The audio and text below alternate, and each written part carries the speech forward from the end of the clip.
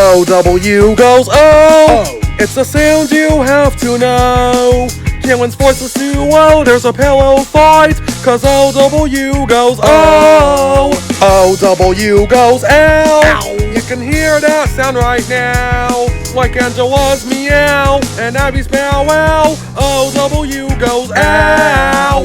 Oh, ow. O-W makes both sounds.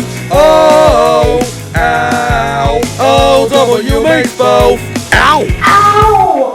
Hip. So when Twinkle has rainbow hair and her powers are missing, tell me which two letters are you gonna need that Monica has both?